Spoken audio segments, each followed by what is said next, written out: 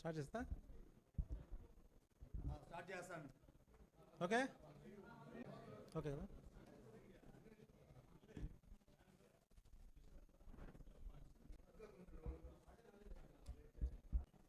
Media మిత్రులందరికీ నమస్కారం. గత వారం రోజులుగా రవినాయుడు మీద, నా మీద కబ్జా ఆరోపణలు కొంతమంది చేస్తున్నారు. అది ఎవరో కాదు, పెద్ద గంజాయి రెడ్డి, చిన్న గంజాయి రెడ్డి. మా ఫోటోలు వేసి ఏదేదో ప్రచారాలు ఒక రకంగా కాదు, అన్ని రకాలుగా మేము ఏదో కబ్జా చేశామని చేస్తున్నారు. అసలు విషయం ఏంటంటే, ఆ రోజు కొంతమంది మీడియా మిత్రులు మా దగ్గరికి వచ్చారు, రవినాయుడిని నన్ను కలిశారు. దానికి ముందే మినిస్టర్ గారిని, లోకేష్ గారిని అందరినీ కలిసి వాళ్ళ దగ్గర పర్మిషన్ తీసుకొని పలానా చోట భూమి ఉంది మేము చేసుకుంటాము అంటే సానుకూలంగా స్పందించారు వాళ్ళు.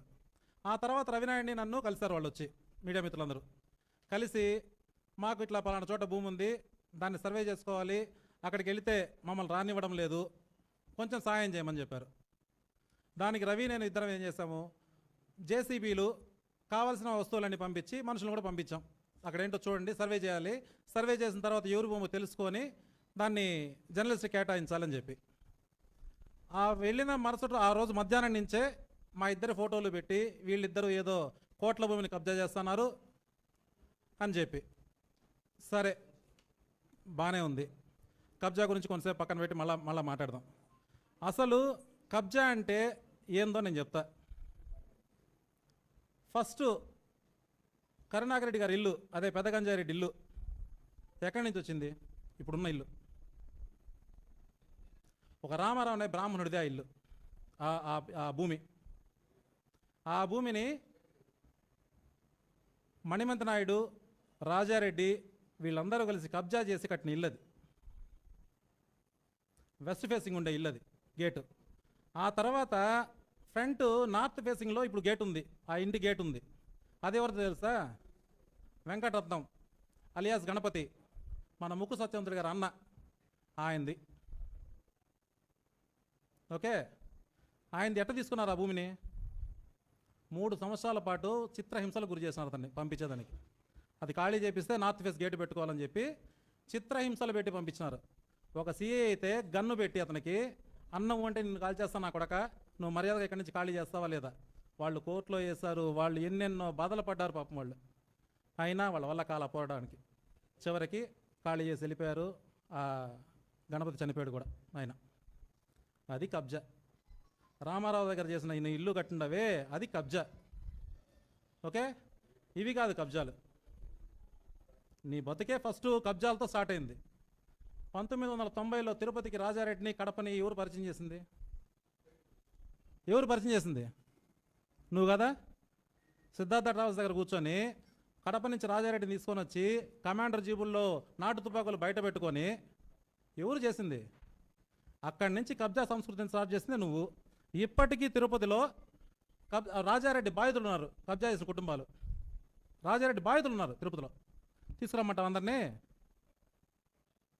అది కబ్జా.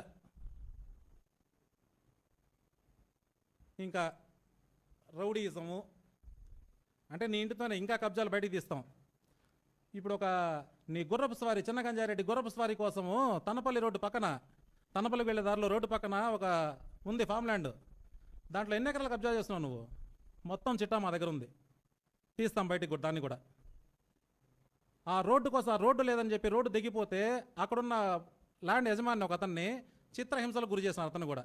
మొత్తం అతని చెట్లు, టేక్ చెట్లు అన్నీ కొట్టేసి, మీకు తెలిసే ఉంటుంది, అతను కూడా మీడియా ముందుకు వచ్చాడు. కబ్జా కదా అది. 5 ఎకరాలు ప్రభుత్వ భూమిని కబ్జా చేస్తున్నారు. 5ో 9ో మొత్తం కరెక్ట్గా తీస్తాను బయటికి దాన్ని. అది కబ్జా. మొత్తం కబ్జా చేసింది నువ్వు. తిరుపతికి కబ్జా సంస్కృతిని పరిచయం చేసింది నువ్వా చెప్పేది మాకు కబ్జా అని చెప్పి? రా, ఎక్కడన్నా సరే ఆ తులసం భూమిలో మేము ఏదైనా అగ్రిమెంట్ చేసుకున్నా, నా బొన్సుల మీద భూమి అగ్రిమెంట్ చేసుకున్నా, నేను వెళ్ళి ఇది నాది భూమి అని చెప్తే నువ్వు కబ్జా అని చెప్పు, సరే నేను ఉంచుకుంటా తల. నేనేదో జర్నలిస్టుల కోసం పోతే కబ్జా కబ్జా కబ్జా కబ్జా కబ్జా.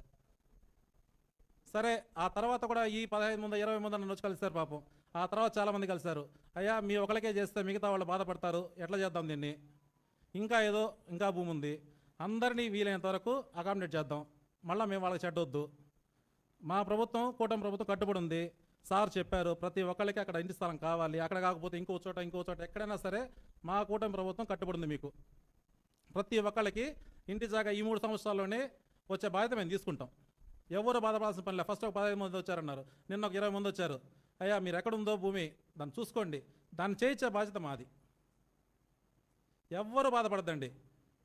మొత్తం ఇంక్లూడ్ సాక్షితో సహా, సాక్షినే పక్కన పెట్టాం, సాక్షితో సహా అందరికీ ఇంటి జాగాలు ఇచ్చే బాధ్యత మాది. ఏ రోజున్నా ఒకళ్ళకి ఏమన్నా మంచి చేసావా నువ్వు? చేయకపోగా ఊరికి అబాండాలు. సరే, రౌడీలు రౌడీలు రౌడీలు రౌడీలు. ఎవరు రౌడీలు? రౌడీ రాజ్యం స్టార్ట్ చేసింది ఎవరు? వెంకటరమణ, మీకు గుర్తున్నారు కదా, మాజీ ఎమ్మెల్యే గారు. ఆయన్ని ఒక టైంలో మహిళా యూనివర్సిటీ నుంచి బొలెరో వెహికల్లో ఎక్కించుకొని కొట్టుకుంటా తీసుకొచ్చి కడప రోడ్లో వదిలిపెడతారు. తెలుసా మీకు? మీ అందరికీ కొంతమంది పాత వాళ్ళు తెలుసుంటుంది, కొత్త వాళ్ళు తెలుసుండదు. ఇక్కడ ఉండే పాత వాళ్ళు చాలామంది తెలుసు. ఎట్లాంటి జీవైనా దేనికి కొట్టారు ఆయన్ని? ఒక మంచి తిరుపతిలో ఒక మంచి సామాజిక వర్గానికి చెందిన వ్యక్తిని తీసుకొని పోయి నువ్వు అట్లా కొట్టి అక్కడ వదిలిపెట్టి, ఎవరు రౌడీజం? దాన్ని సపోర్ట్ చేసింది ఎవరు? చెప్పనండి. పెద్ద గంజారెడ్డి చిన్న గంజారెడ్డి ఇద్దరిని చెప్పండి. అప్పటికి చిన్న గంజారెడ్డికి పెద్దగా తెలిసి ఉండదు. తర్వాత 2014లో పోలింగ్ డే రోజు, చాలామంది తెలుసు అది, పోలింగ్ డే రోజు నువ్వు నీ ఓడిపోతామన్న అక్కసుతో ఎట్లా చూపించుకోవాలి అర్థం కాక జీవకంలో గురుకుల స్కూల్లో ఆయన మీద చేయి చేసుకుంటావు నువ్వు. ఒక ఎమ్మెల్యే క్యాండిడేట్ ఆ రోజు చేయి చేసుకున్నావు. ఎవరు రౌడీజము? ఎవరు రౌడీలు? చెప్పండి, సమాధానం చెప్పండి బయటకు వచ్చి. ఎవరు రౌడీజము? ఎవరో పాపం సోషల్ మీడియాలో ఒక అబ్బాయి రాజంపేట పిల్లోడు ఎవరో ఏదో పెట్టారని చెప్పి ఎట్లా కొట్టారు ఆ పిల్లోడిని? ఆ ఫోటోలు మీ అందరి దగ్గర ఉన్నాయి. అతను కోలుకోవడానికి 2 నెలలు 3 నెలలు పట్టింది. ఎవరు రౌడీజము?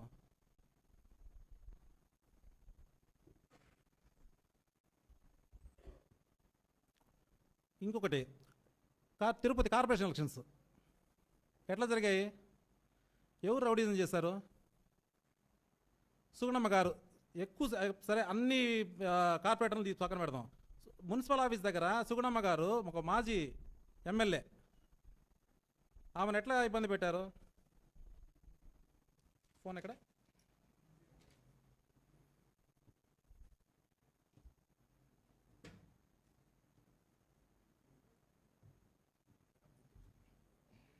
అవసరం సరిపోతుంది.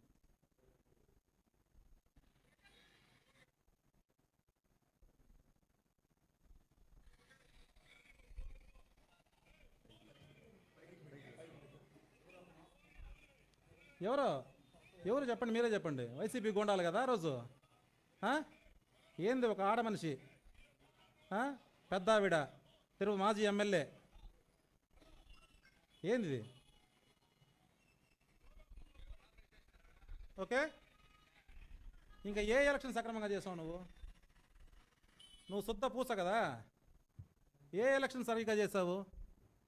కార్పొరేషన్ ఎలక్షన్తో స్టార్ట్ చేస్తే ఏ ఎలక్షన్ సక్రమంగా చేసావు? తిరుపతి ప్రజల చేత ఒక ఓటు వేయించినావా? ఒక ఎమ్మెల్యే, లాస్ట్ ఎమ్మెల్యే ఎలక్షన్ తప్ప.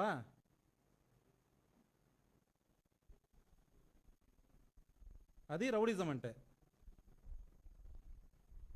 పట్టుకొని అందరినీ రౌడీలు రౌడీలు రౌడీలు అనుకుంటా. నువ్వు రౌడీ, పెద్ద రౌడీ నువ్వు తిరుపతికి, చిన్న రౌడీ నీ కొడుకు. ఎలక్షన్లో, కార్పొరేషన్ ఎలక్షన్లో గెలిచేదానికి ఏం చేశాడు? 4వ వార్డులో ఒక్కని చేత నామినేషన్ వేయించినాడా? నువ్వు దమ్ముంటే మగోడైతే రా, ప్రజాక్షేత్రంలో తేల్చుకోవచ్చు.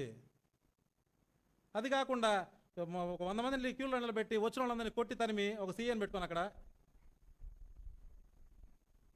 నేను ప్రజల్లో నుంచి వచ్చేసాను అనుకొని దొడ్డిదారిన డిప్యూటీ మేయర్ అయిపోయి నాకు ఇంకేం లేదు, నా రోడ్లు వేసిన అదే వేసిన ఇదే వేసాను అని చెప్పి వచ్చి ఎమ్మెల్యేగా నిలబడితే ఏం చేస్తున్నారు జనం? మెట్టుతో కొట్టారు 62,000తో. దెబ్బకి దిమ్మ తిరిగి మైండ్ బ్లాక్ అయిపోయింది. ఏం చేయాలో అర్థం కాక ఏ చిన్న తిరుపతిలో ఇప్పుడు ఏ చిన్న గొడవ జరిగినా, చివరికి వీధిలో కొళాయిల దగ్గర ఏదైనా గొడవ జరిగినా దానికి రవినాయుడు, కూటమి ప్రభుత్వం, జేబీ అని చెప్పే స్థాయికి వచ్చేసినారు.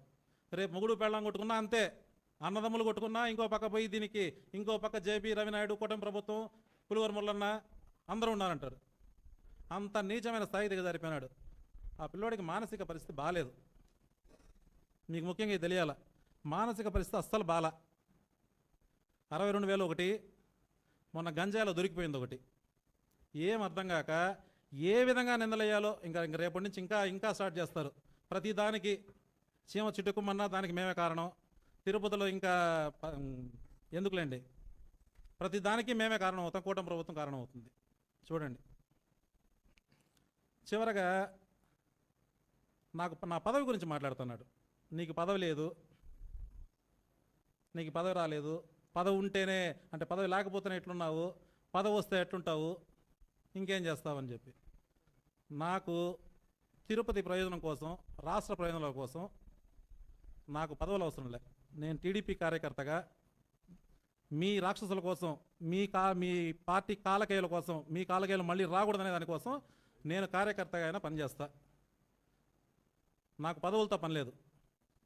మిమ్మల్ని మాత్రం తిరుపతిలో, రాష్ట్రంలో మళ్ళా గెలవనివ్వం. ఇంకొకసారి ఖచ్చితంగా గెలవనివ్వం. నీ కలే ఇంకా ఎమ్మెల్యే అవ్వాలనేది గుర్తుపెట్టుకో. చిన్న గంజారెడ్డికి చెప్తున్నాను.